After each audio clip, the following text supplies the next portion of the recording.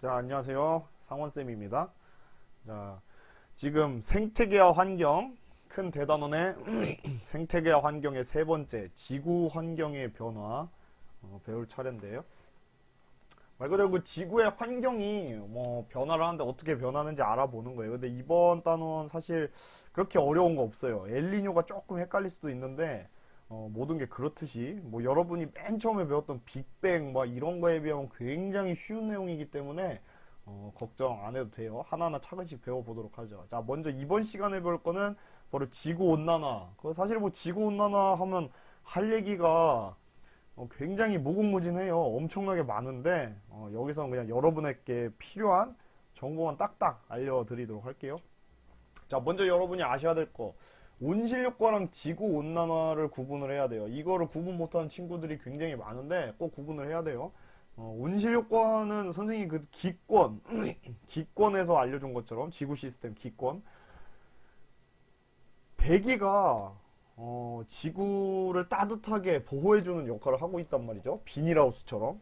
그래서 비닐하우스가 있으니까 우리가 한겨울에도 딸기를 사 먹을 수 있고 이런 거잖아요. 그런 것처럼 그 대기가 지구를 보호해주고 있어요. 이게 지구가 있으면 이 주위에 있는 대기가 따뜻하게 보호해주고 있단 말이죠. 그게 어떻게 가능하냐면 그 대기에는 산소, 질소, 이런 여러분이 알고 있는 기체들도 있지만 그거 말고 열을 머금을 수 있는 기체가 있어요. 그걸 뭐라고 하냐면은 이제 온실 기체라고 해요. 얘네들이 적외선을 흡수해가지고 열을 머금고 있는 거죠. 그래서 온실 기체가 있기 때문에 만약에 대기가 없었으면 우리는 낮과 밤이 엄청나게 일교차가 심할 거거든요. 낮에는 다 생물들이 타서 죽어버릴 거고 밤에는 전부 얼어서 죽어버릴 거예요. 근데 이 기체, 특히 온실 기체가 있기 때문에 온실 효과가 일어나서 우리가 따뜻하게 살 수 있는 거죠. 그래서 대기가 굉장히 고마운 거고요. 이게 그 뜻이에요. 지표 복사를 흡수하였다가가 이게 이제 온실기체의 대표적인 애가 이제 수증기, 그리고 이산화탄소, 그리고 요즘엔 또 메테인, 요런 애들이 열을 흡수했다가 다시 방출해가지고 지구의 온도가 따뜻해진단 말이죠. 굉장히 고마운 거죠. 근데 이제 지구온난화는 여러분이 예전부터 배웠을 거예요. 거의 대부분 여러분들이 이제 중학교나 초등학교 때 많이 들어봤을 텐데 지구가 말 그대로 뜨거워지는 거예요. 왜냐? 온실기체가 적당히 있으면 괜찮은데 증가한단 말이에요. 증가. 그러니까 온실기체가 점점 증가하니까 온도도 점점 뜨거워지는 거죠. 그게 바로 지구 온난화고 이게 최근에 굉장히 심각한 문제가 되고 있어요. 그래서 지구가 계속 뜨거워지고 있는데 그게 뭐 때문이다? 온실기체 때문이다. 온실기체가 늘어나고 있다. 그럼 온실기체가 왜 늘어나느냐? 그 이유가 여러 가지가 있어요. 여러 가지가 있는데 자연적으로 화산 폭발해서 늘어날 수도 있는데 최근에는 이제 인간들의 활동에 의해서 굉장히 심각해지고 있는 상황이죠. 자, 여기 일단 온실기체 종류가 여러 가지 있는데 이제 프레온가스 같은 경우는 이제 오존층까지 파괴시키는 가스인데 지구온난화까지 일으키는 굉장히 안 좋은 그런 가스고요. 아무튼 온실기체 중에서 가장 강력한 온실기체가 바로 수증기예요. 여러분 찜질방이나 이런 데 가면은 수증기가 굉장히 많잖아요. 그 수증기가 공기 중에 있으면 굉장히 그 열을 흡수를 잘해요, 수증기들이. 그래가지고 아주 뜨끈뜨끈합니다. 근데 수증기는 크게 문제가 안 되죠. 왜냐하면은 수증기는요, 대기 중에 막 증가해도 대기 중에 수증기가 막 엄청 많이 증가했다고 해봐요. 근데 얘네들이 너무 많이 증가하면 구름이 돼서 비가 내려가지고 없어져요. 무슨 말인지 알겠죠? 그래서 수증기는 대기 중에 증가했다가 감소했다가 증가했다가 감소했다가 이렇게 반복. 여러분 물의 순환 배웠을 거예요. 지구 시스템 단에서 물의 순환 배웠죠. 계속 수증기가 기권으로 갔다가 다시 수권으로 가고 이 증발됐다 다시 강수로 내리고 반복되기 때문에 크게 상관이 없습니다. 근데 문제는 이제 이산화탄소예요. 이산화탄소는 주로 이제 인간의 화석연료 사용. 여러분 자동차, 석유 태울 때도 나오죠. 공장에서 화석연료 사용해도 나오죠. 겨울에 난방할 때 요럴 때도 화석연료 나오고 아무튼 석유나 석탄을 불로 태우면 나오는 게 이산화탄소예요. 여러분 그 생명체를 구성하는 물질에서 배웠겠지만 생명체 구성하는 물질 중 제일 많은 게 요 탄소죠. 불로 태우면 탄소랑 산소가 결합을 해서 이산화탄소의 형태로 나오게 되는데 그게 굉장히 심각해요. 왜? 이산화탄소는 자 기권으로 들어가잖아요. 기권의 이산화탄소가 증가를 하면 얘를 막아줄 수 있는 게 거의 없어요. 그래서 계속 증가를 하고 있단 말이에요. 계속 증가를 하고 있어요.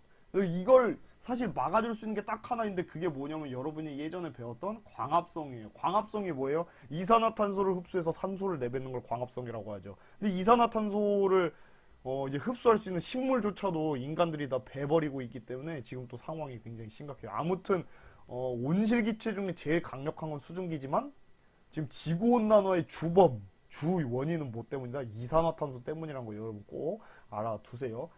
그리고 메테인 같은 것도 요즘에 굉장히 문제가 되고 있고요. 자, 아무튼 간에 지구온난화의 원인은 기본적으로 화석연료 사용이에요. 근데 그 이산화탄소, 공기 중에 많아진 이산화탄소를 그나마 줄여줄 수 있는 애들이 광합성이란 말이에요. 근데 그 광합성을 지금 인간들이 벌채, 벌목, 막 나무를 베버리고 식물을 뜯어버려가지고 광합성도 잘 안 일어나고 있단 말이에요. 그래가지고 굉장히 지금 심각한 상황이에요. 거의 뭐 지금 이 순간에도 어마어마한 넓이의 그 숲의 면적이 사라지고 있거든요. 굉장히 심각해요. 자, 그리고 추가적으로 요즘 들어서 또 부각되고 있는 게 소의 트림이랑 방귀라고 써져 있는데 이게 왜 문제가 되냐면요. 이게 맨 처음 보면 뭔 소린가 할 텐데 여기 온실기체 중에 메테인이라는 애가 있어요. 이 메테인도 굉장히 강력한 온실기체 중 하나인데요. 사실 그 화석연료 사용할 때 메테인은 잘 안 나오거든요. 근데 이제 문제는 메테인은 어디서 많이 나오냐면 식물이 썩거나 아니면은 이제 가축들이 풀 같은 걸 먹었을 때 방구를 끼면 나와요. 여러분도 고기 많이 먹으면 메테인 잘 안 나오는데 채소 같은 거 많이 먹고 방구 끼면 메테인 나오거든요. 그러니까 소화가 될 때 나오기도 해요. 그래갖고 소는 근데 풀을 뜯어 먹으면서 안에서 되새김질을 하면서 많은 양의 메테인을 발생을 시키는데 그 소가 트림하고 방귀를 끼면서 나오는 메테인이 또 지구온난화의 원인이 되고 있다는 거 아주 문제입니다. 문제. 아무튼 그쵸? 이렇게 공장 사용하고 자동차 하고 이거 이산화탄소가 막 계속 나오고 있는 거예요. CO2 나오고 있는데 이거를 흡수할 수 있는 게 뭐라고요? 식물의 광합성이라고 했죠. 식물의 광합성인데 그 광합성도 지금 점점 줄고 있어요. 왜? 인간들이 다 태워버리고 배버리고 벌목불체. 굉장히 심각한 상황이에요. 요런 거 석탄, 석유 사용하면은 불로 태우면은 이산화탄소가 나온다는 거. 이게 주 원인이라는 거. 그죠? 그리고 소도 큰일 났어요. 메테인이 계속해서 나오고 있다. 큰일 났다. 연도별 이산화탄소 농도는 계속 증가를 하고 있어요. 여러분 근데 왜 증가했다 감소했다 증가했다 감소했다 이래요 할 수 있는데 그 사실 요거 추가적으로 혹시 궁금한 친구들 위해서 알려주면 이게 증가할 때는 언제냐 겨울이에요. 겨울에는 왜냐하면 여러분이 난방 많이 하고 그죠? 난방 많이 하면 이산화탄소도 많아지잖아요. 거기다가 겨울에는 식물이 많이 없죠. 그래서 광합성이 잘 안 일어나가지고 겨울에 좀 더 많이 생겨요. 이산화탄소가. 그래서 여기 요런 데가 겨울이고 요 밑에 좀 줄어들 때가 이제 여름. 이거 추가적으로 궁금한 친구들 알아두세요. 자, 아무튼 지금 보면은 이산화탄소, 메테인, 산화이질소 이런 게 다 온실기체거든요. 온실기체가 증가함에 따라서 기온도 증가하고 있다. 온도도 지금 증가하고 점점 뜨거워지고 있다. 그리고 온도가 증가하니까 지금 해수면도 증가하고 있어요. 자, 온도가 증가하면 해수면이 왜 증가를 할까요? 두 가지 이유가 있어요. 두 가지 이유. 자, 첫 번째는 여러분이 잘 알고 있는 빙하가 녹아서. 이것도 추가적으로 알려주면 여러분 사실 그 물 위에 둥둥 떠 있는 빙하가 녹으면 해수면 상승 안 해요. 왜냐하면은 지금 빙하가 잠겨 있는 만큼 물이 위로 올라와 있기 때문에 이거 녹아도 쌤쌤 돼갖고 그대로거든요. 여러분 궁금하면 집에서 물컵 위에다가 얼음 띄워놓고 이 얼음 다 녹아도 이거 수면 일정해요. 아무튼 그 얼음이 잠겨 있는 부피만큼 물이 위로 올라와 있기 때문에. 근데 아무튼 정확히 하면은 그냥 빙하가 아니고 대륙 빙하예요. 대륙 빙하. 대륙에 있는 빙하가 녹아서 계속 해수면이 상승하고 있어요. 자, 그 다음 두 번째는 열팽창인데, 자, 여러분 알겠지만 뭐 금속이나 이런 것도 가열을 하면은 뜨거워져서 부풀어 올라요. 팽창을 하거든요. 그러니까 막 여러분 뭐 과자 봉지 같은 것도 그 뜨거운데 냅두면 부풀어 오르잖아요. 뜨거워서 기체도. 그런 것처럼 이 바닷물도 열을 받으면 지구온난화 때문에 뜨거워지면 팽창을 해요. 그래서 이 두 가지 이유가 있다는 거 알아두세요. 해수가 뜨거워져서 부피가 팽창하고 대륙 빙하가 녹아서 해수의 양이 많아진다는 거. 두 가지 알아두시면 될 거예요. 됐죠? 그래서 이렇게까지 많이 지금 빙하가 줄었어요. 어마어마하죠. 이 해수면 상승이 또 심각한 이유 다시 한번 강조하는데 뭐 우리나라 같은 경우도 뭐 급격한 지형이 좀 많기 때문에 아무래도 다른 나라에 비하면 크게 피해는 없는 곳이 많아요. 예를 들면 여기서 이만큼 해수면이 상승했으면 요만큼 잠기는 거잖아요. 근데 어떤 나라는 이게 비스듬해요. 그러면은 여기서 요만큼 증가하면 그죠? 여기가 다 이렇게 잠기는 거란 말이에요. 그죠? 굉장히 심각한 상황이 될 수 있다는 얘기예요. 아무튼 그 경사가 해안가에 경사가 이 급격하지 않을수록 그죠? 경사가 낮을수록 더 심각한 피해를 초래할 수 있다. 그래서 빙하가 이렇게 없어지니까 북극곰도 서식지를 잃어서 많이 죽어가고 있고 나중에는 이제 멸종 위기에 거의 직전까지 가겠죠. 지금도 굉장히 위험한 상황이라 하는데 약간 심각해요 지금. 그리고 베트남 같은 경우 베트남 남부지방은 2050년 한 30년만 지나도 이렇게 거의 다 남부지방이 남부지방 베트남 전체가 아니고 그죠? 남부지방이 이렇게 다 밀물대 만조라는 게 밀물이거든요. 밀물대 이렇게 다 잠긴다고 해요. 굉장히 심각하죠. 생태계도 변화하고 있는데 여러분 그 한라봉 같은 경우도 원래는 제주도에서만 재배가 됐었는데 요즘에는 여기 우리나라 한반도의 남부지방에서도 재배가 가능하고 있고요. 그리고 사과랑 복숭아 이런 애들도 막 대구랑 경산에서 주로 재배가 됐었는데 이제는 뭐 영월이라든지 이런 강원도 추운 지방에서도 재배가 점점 가능해지고 있어요. 그리고 특히 우리 바나나 같은 것도 옛날에는 절대 우리나라에서 재배를 못하죠. 그거 열대 과일이잖아요. 망고, 바나나 이런 것도. 근데 이제 제주도에서도 재배를 할 수 있는 상황이 벌어지고 있고요. 나중 가면은 뭐 청주나 강원도나 이런 데서 망고를 재배할 수 있을지도 모르죠. 여러분이 나중에 나이가 들어서 그죠? 할아버지 할머니가 된다면 그때쯤이면 진짜 우리나라가 어떻게 될지 몰라요. 진짜 우리 집 앞에서 망고 바나나를 따먹을 수도 있는 그런 상황이 될 수 있다는 거예요. 그게 왜 그런 거예요? 북쪽으로 갈수록 원래 추워요. 그죠? 선생님이 말했듯이 그 북극으로 갈수록 춥듯이 우리나라 내에서도 요 위로 올라갈수록 춥단 말이에요. 여러분 뭘 보면 아냐면 이 부산 같은데 한겨울에 놀러 가도 그렇게 많이 안 추워요. 저 북쪽보다. 근데 위쪽은 좀 춥단 말이죠. 강원도나 이쪽은. 근데 점점 여기도 뜨거워지고 있다는 거죠. 그래서 이 재배할 수 있는 농작물이 점점 북쪽으로 이동을 하고 있다는 거. 그리고 이것도 마찬가지예요. 이런 뜨거운 곳에서만 살 수 있었던 이 물고기들이 요즘에는 뭐 울진 앞바다, 양양 앞바다에서 잡히고, 그죠? 제주도에서는 해파리 떼 등장했죠. 해파리가 원래 저 열대 바다에서만 산단 말이에요.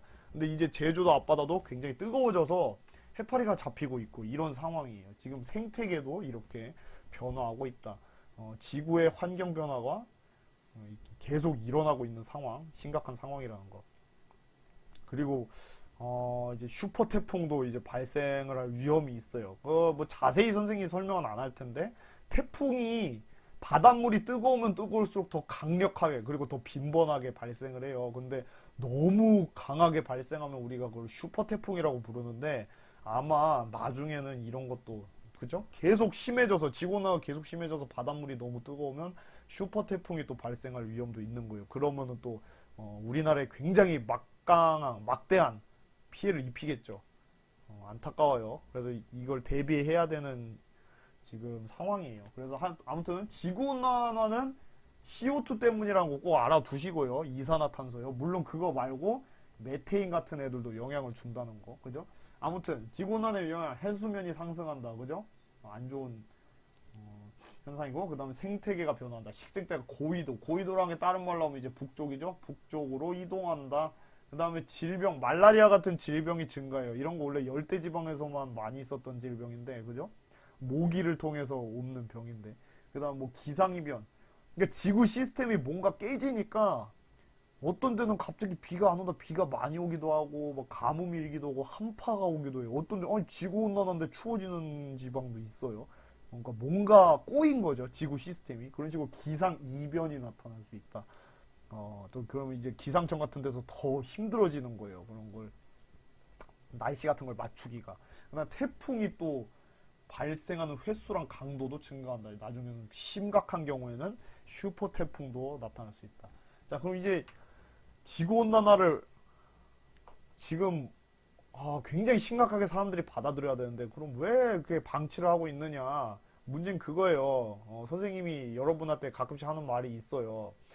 바로 다음날 시험 보면 여러분도 뭐 미친 듯이 밤새서 공부를 할 거예요. 근데 만약에 선생님이 얘들아 너네 5년 뒤에 시험 볼게. 이러면 5년 뒤에 시험이면 여러분 내일 뭐 할 거예요? 오늘 뭐 할 거예요? 그냥 놀 거잖아요. 그런 것처럼 당장에 뭔가 그 급한 게 없으면 인간들이 참 그게 급박하게 생각을 안 해요. 그죠? 그래서 사실 그쵸. 이것도 마찬가지예요. 뭐 우리가 당장 화석연료 좀 사용한다고 해서 그죠? 그리고 뭐 소 좀 키운다고 소 키워서 메탄 좀 나온다고 그럼 내가 뭐 나무 몇 그루 벤다고 해서 당장 지구 멸망하는 거 아니죠. 근데 문제는 지구는 현재도 점점 멸망해 가고 있어요. 왜? 뭐 멸망이란 표현이 좀 맞는지 모르겠는데 아무튼 살아가기 힘들어지고 있다는 얘기예요. 그 이유는 지구가 점점 뜨거워지고 있다. 뭐 CO2, 메테인, 아산화질소 이런 뭐 프레온가스 이런 기체들 때문에 심각해지고 있다. 자, 그럼 우리가 이걸 완화할 방안이 뭐냐? 온실기체를 기본적으로 감소시키는 게 중요하겠죠? 자, 온실기체를 감소하기 위해서는 두 가지 방법이 있어요. 일단은 화석연료 사용량 감소인데 그러려면 이제 신재생 에너지, 뭐 풍력 발전이라던가, 그죠? 아니면은 뭐 태양광 발전 이런 걸 이용하면 우리가 좀 화석연료를 조금만 써도 될 거 아니에요? 근데 왜 이걸 또 안 쓰냐면 사실 풍력 발전도 바람이 많이 부는 곳에서만 이용할 수 있고 이거 태양력 발전 같은 경우는 밤에는 못 쓰잖아요. 아니면 흐린 날이나 그러니까 태양이 비춰야지만 쓸 수 있기 때문에 또 이게 문제가 많아요. 아무튼 근데 이런 과학 기술을 계속 발전시켜서 이런 거 말고도 다양한 신재생 에너지를 개발을 해야겠죠. 그래서 최근에는 뭐 자동차 매연 안 나오게 이제 또 전기 자동차 만들고 했잖아요. 아무튼 그다음에 이제 대규모 산림 조성, 대규모 산림 조성. 나무 같은 거 이제 심고 하면은 물론 인간들이 베어 나가는 나무가 더 많겠지만 그래도 한 명 한 명이라도 나무를 심는데 좀 동참을 하면 좋을 텐데 또 바쁜 현대인들한테 그게 쉽진 않죠. 아무튼 그렇게 하면 좀 우리가 될 거예요. 좀 완화가 될 건데 그럼 여러분이 일상생활에서 직접적으로 실천할 수 있는 건 뭐냐면요. 에너지 절약이에요. 에너지 절약. 이 나중에 뭐 다음에 배울 텐데 이 통합과학의 마지막 단원에서 배울 거예요. 그 전기라는 게 그냥 갑자기 뿅 하고 등장하는 게 아니에요. 그 전기가 생성이 되려면 수많은 화석 연료를 또 떼야 돼요. 신재생 에너지가 아니면 뭐 화력 발전이라던가 이런 걸 이용할 때 또 막 이용해야 된단 말이에요. 그죠? 그래가지고 여러분이 에너지를 절약한다는 얘기는 그만큼 전기를 조금만 만들어도 된다는 얘기고 그 전기를 만드는데도 어쨌든 뭐 화석 연료가 사용되기 때문에 그거를 줄이면 좋다는 거 선생님이 좀 말을 하고 싶네요. 자, 이렇게 해서 지구온난화 간단하게 배워봤고 여러분 이 강의 들었으니까 오늘 하루 동안만큼은 에너지를 절약하는 좀 버릇을 들여보도록 해요. 최소한 그죠? 불 켜고 교실 나가지 말고 에어컨 켜고 교실 나가지 말고 여러분 집에서도 마찬가지예요. 집에서도 막 에어컨 하루 종일 튼다든지 물론 너무 더우면 하루 종일 틀어야겠지만 그죠? 웬만하면 조금 써보는 노력을 한번 해보도록 합시다. 선생님도 노력을 해볼게요. 자, 고생 많았어요.